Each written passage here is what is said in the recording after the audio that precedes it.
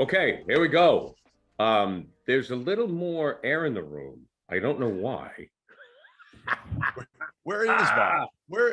Where is Bob? I don't know. I think he's in Kentucky at like I forget the name of the school, but I thought I saw something of him speaking to a class. And how lucky are those kids that they get Bob Ryan in to give them all the knowledge that he normally imparts on us, right?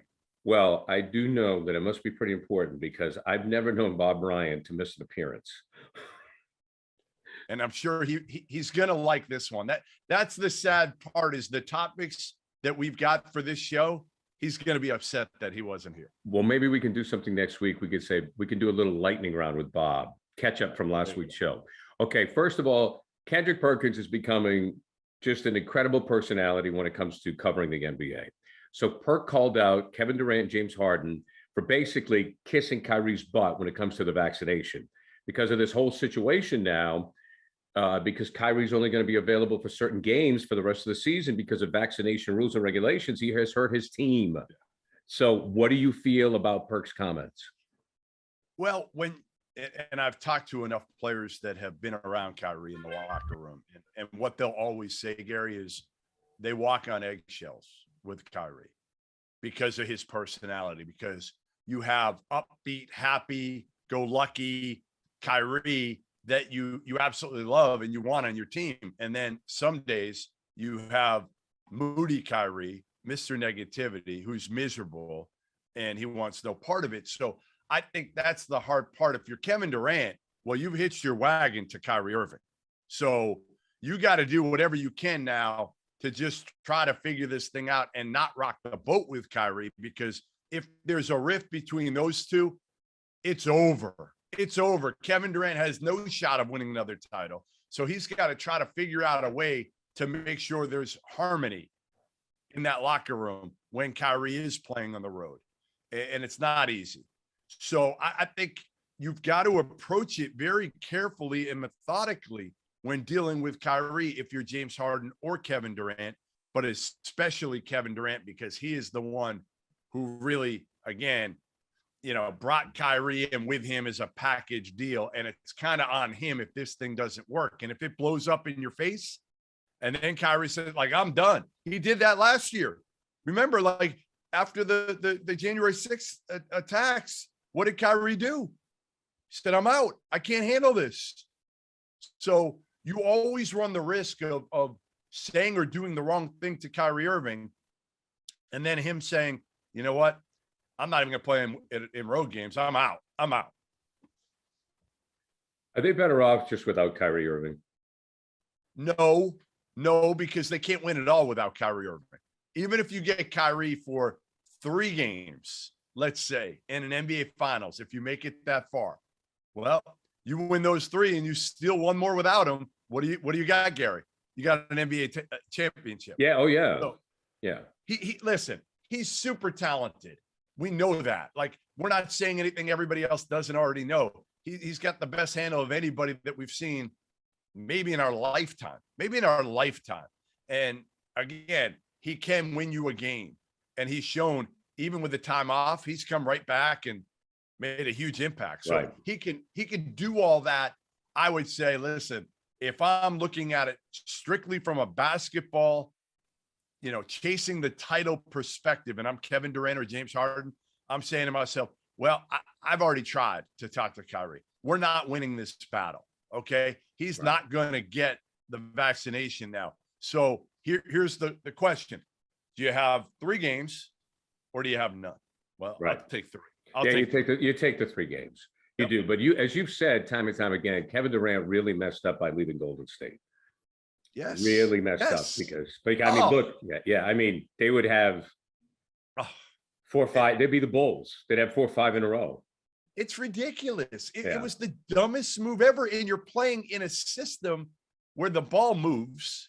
You're still the best player. You're going to get credit for winning it all. And yes, some people will say, well, you weren't the best player or you joined the team that beat you. Who cares? Like, Who gives a shit at the end of the day, Gary, I know. when you have 5 or 6 titles Right. when you retire?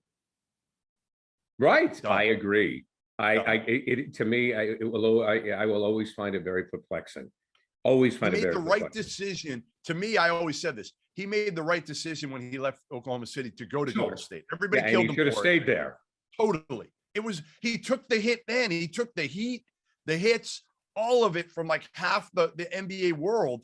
So you took it and dealt with it and showed everybody you were still the best player on that team when it mattered most. And then you're going to run from it and walk away Right. from that situation when you're playing with, again, not only you're playing with great players, but you're playing with great human beings in Steph Curry and Klay Thompson. You're playing with one of the best coaches in how to deal with people on the planet in Steve Kerr, and one of the best general managers in Bob Myers. If you can't get along with that group, you need to look in the mirror.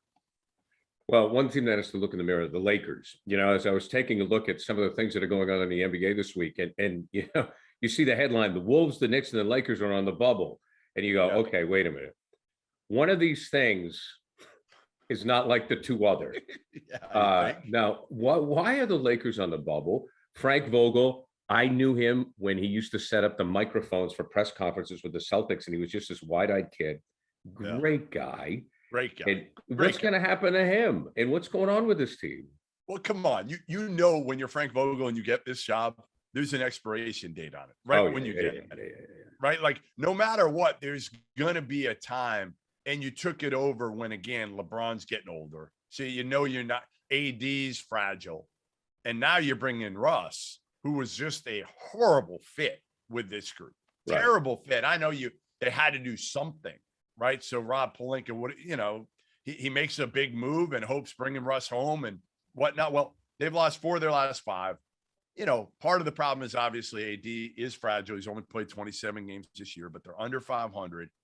And I don't think they're capable necessarily of just flipping the switch anymore. I agree.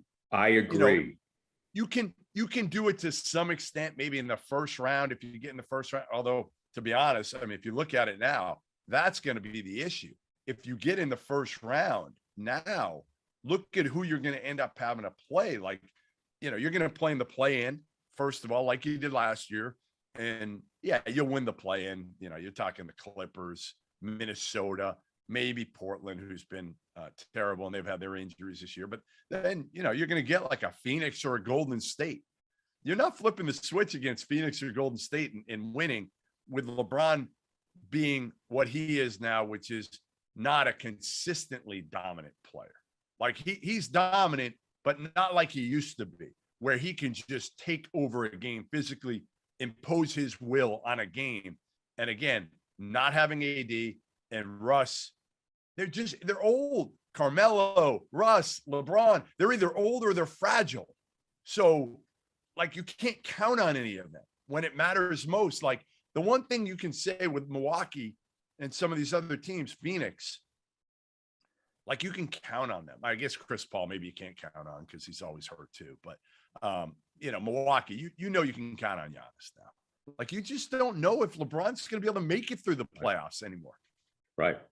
And I think from an entertainment perspective, I wondered how the league was going to do with the Lakers. I think just not as advertised, because I don't know if it means anything I don't want to question LeBron's heart, but I don't know if he has, maybe this is unfair, but does he have the same will to win that Jordan always did? Like, and I think LeBron's a nice guy and Jordan is not.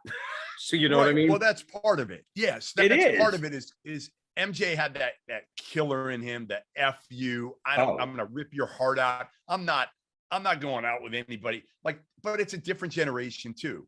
We know that. Like, this generation, LeBron with AU ball growing up with these guys and kids, hanging out with Chris Paul. I don't know if LeBron retired tomorrow, I don't know if it would keep him up at night that he didn't win another. And that's okay. You know what I mean? I mean, that's okay. Yeah. He's got a lot. There's a lot else you can do though these days. I mean, God, people, right? I feel bad for LeBron. They get on him a lot, where people is like, I mean, He's MJ. still, listen, he's still been so amazing in his career. Of course. Again, he's not MJ. You and I are old enough that we've seen both in their primes, right? There aren't many. A lot of the younger people these days are like, LeBron this, LeBron that, and they'll talk about Jordan. And it's like, yeah, but you had to really see every game and watch Michael, and he was just so feared by everybody. And feared. angry. I mean, Michael Jordan played angry. I mean, he was an angry. Not that fear with LeBron. No, because LeBron, look, again, if you gave me a choice of who to have dinner with, I'd rather go with LeBron. Well, no, that's not true. No, you'd rather go to dinner with MJ, and still you'd rather get behind the mind of Michael Jordan than sit with LeBron James. Come on. Well, I also heard LeBron doesn't pick up the check, so I don't know. Maybe that was it. But I mean, my point is like you want to gamble. Want to gamble. Well, yeah, that's right. You would gamble. But I mean, Michael Jordan, as you know, at his Hall of Fame ceremony, and like invited people to the Hall of Fame ceremony just so he could kind of dump on them. I mean, he is I love it. Of course. I mean, I think Michael Jordan's the greatest basketball player that ever lived. I've always said that. I think, and for me, the difference was defensively. I just think he's a better defensive player than LeBron, and I just think his will to win is unmatched. For me, the difference was up here, and not the IQ part of it. LeBron actually, again, a much better passer. Right. The difference to me was just that it factor that he had when the game was on the line, where he just said again, "F you, give me the effing ball." And nobody's beating me. I'm going to do it. If I got to do it by myself, I don't need Scotty. I don't need anybody else. I can do this shit by myself, and I'm going to do this shit by myself. Right. So LeBron, I wouldn't be surprised if LeBron doesn't win another title, and I'm okay with that. And I think he's okay with that. Yeah. It's fine. It's fine. The only good thing is you may get a good first round matchup out of this, where again, like last year with it, the play-in is the play-in. I'm looking at it now, and I'm like, like last year, I felt like the play-in was entertaining because you had Golden State and the Lakers. This year, not nearly as entertaining, but you should get a 1 versus 8, maybe, or a Phoenix or Golden State versus or Memphis even against the Lakers in the first round, and all three of those would be. Like, listen, they'd be ratings winners for the television. Oh, yeah. The couple of big stories or very interesting stories this year in the NBA has been Cleveland and the Grizzlies. Yeah. What's the bigger story in your mind? Well, I guess it would be the Grizzlies because of Ja, right? Because Ja has kind of captured the league this year and put himself into a conversation where we've talked about him and said, I'm not sure there's another guy in the league that you'd start your team with. Beyond Ja Morant, he's that good, and they've kind of established themselves not as a NBA title contender, but as a team that is on the rise that could maybe get there if they add another piece in the next couple of years. Cleveland, to me, has been even more surprising because let's face it, the Cavs have been the laughing stock of the league, really, for the most part, since LeBron left, and I didn't think Kobe Altman would still be the general manager there at this point. I didn't, I mean, he was a guy that Dan Gilbert hired. He was like 3rd or 4th in command, and he hires him, and, they're drafting, but not like in a great spot. They get like Colin Sexton, mid to late lottery, Darius Garland, mid to late lottery. They had Jared Allen, great move this year. They still got Kevin Love's crappy contract. They can't get rid of him. Nobody will take Kevin Love in his contract.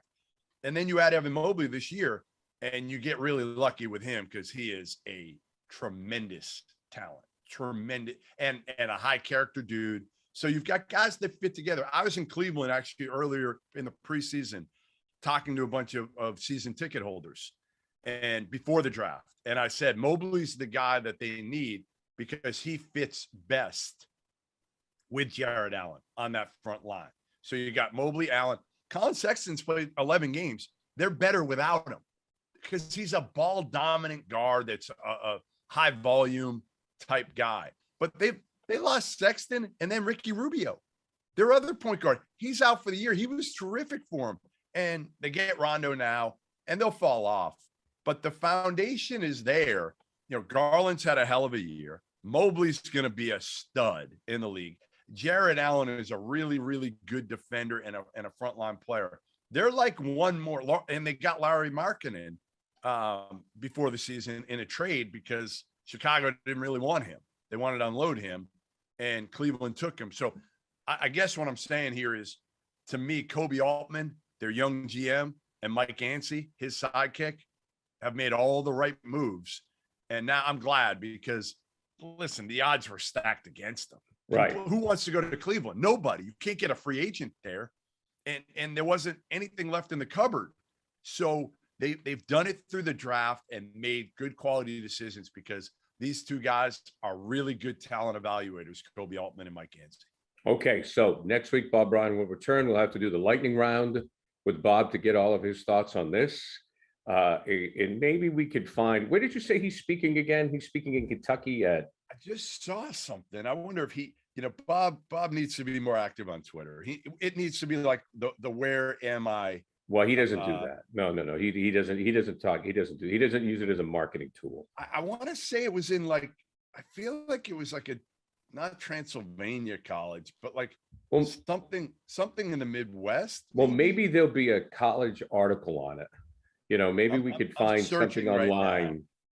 I'm searching for Bob Bryan and seeing if I can find out where Bob Bryan was. Maybe there'll be something where a young Cub reporter had a chance to sit down and speak to Bob Bryan, the Hall of Fame sports writer.